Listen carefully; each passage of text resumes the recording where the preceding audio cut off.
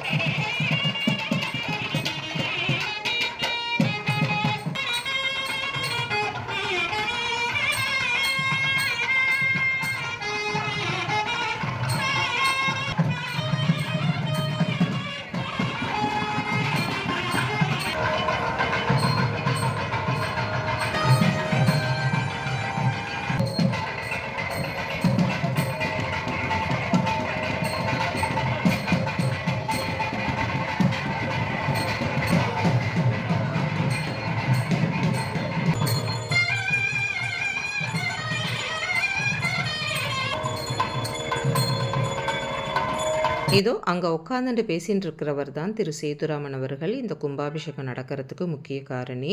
மதுரை வீரசுவாமியை குலதெய்வமாக கொண்ட எல்லா குடும்பங்களையும் தொடர்பு கொண்டு இணைச்சி இந்த திருப்பணிக்கு தேவையான தொகையை வசூல் பண்ணி எல்லா முயற்சியும் முன்னெடுத்தது இவர் தான். நம்மளோட குலதெய்வ கோவிலுக்கு திருப்பணி செய்யறதும் அதை பராமரிக்கிறதும் நம்மளோட கடமை இல்லையா? நேரம் நெருங்க எக்கச்சக்கமான பக்தர்கள் கூட்டம்.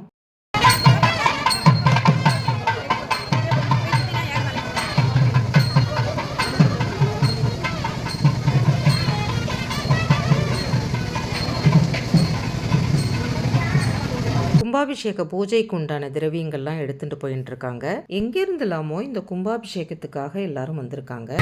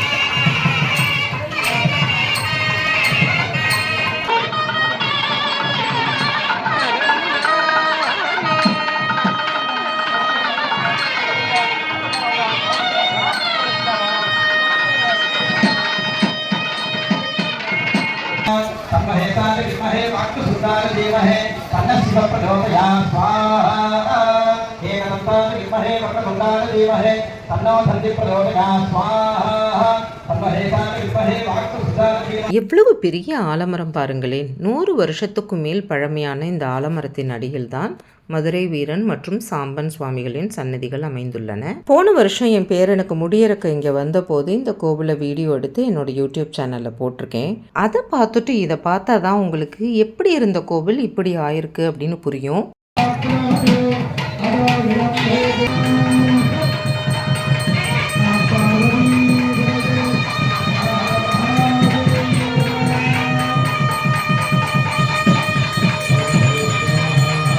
பூர்ணாகுதி ஆயிடுத்து.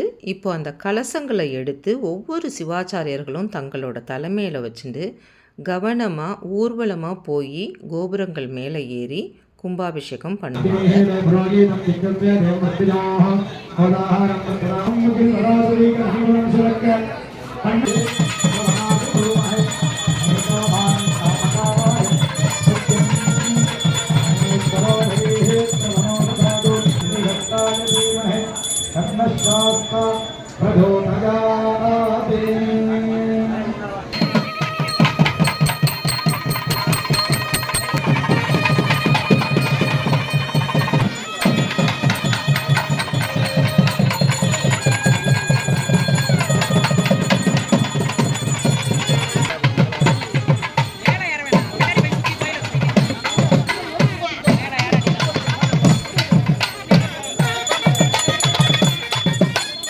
இதோ ஒவ்வொருவராக மேலே ஏறிக்கொண்டிருக்கிறார்கள். ஒரே சமயத்தில் ஐயனார், மதுரை வீரன், சாம்பன், கருப்பசுவாமி எல்லா கோவில்களுக்கும் கும்பாபிஷேகம் நடைபெறப் போகிறது.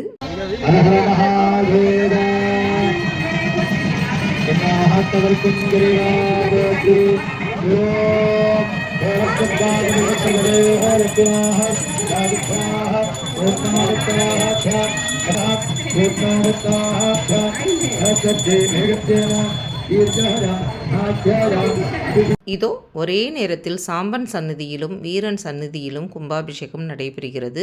கும்பாபிஷேக தரிசனம் கோடி புண்ணிய லாபம். நல்லபடியாக கும்பாபிஷேகம் நடந்து முடிந்தது. இனி எல்லா கடவுள்களுக்கும் அபிஷேக ஆராதனை நடக்கும். இவர் எங்கள் குலதெய்வம் மதுரை வீரசுவாமி.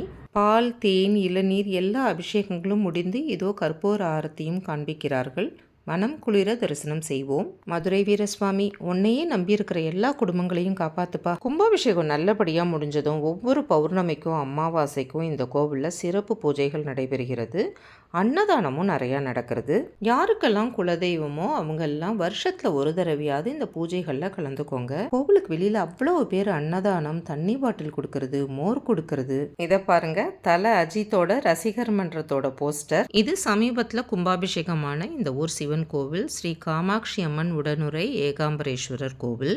அழகான கோவில், ரொம்ப அற்புதமாக திருப்பணி செஞ்சுருக்காங்க. அவ்வளவு நிம்மதியாக இருந்தது. நல்ல தரிசனத்தை முடிச்சுட்டு கும்பகோணத்தை நோக்கி கிளம்பினோம். இப்போ நாங்கள் போகும்போது பூதலூர் வழியாக தஞ்சாவூர் பைபாஸில் கும்பகோணம் போனோம். இந்த புது எக்ஸ்பிரஸ் வேல ட்ராவல் பண்ணுறது செம த்ரில்லிங்காக இருந்தது. இதே மாதிரி ஒரு அழகான வீடியோவில் கூடிய சீக்கிரம் நாகர்கோயிலில் உங்களை சந்திக்கும் வரை உங்களிடமிருந்து விடைபெற்றுக் கொள்வது உமா வெங்கட். பாய்.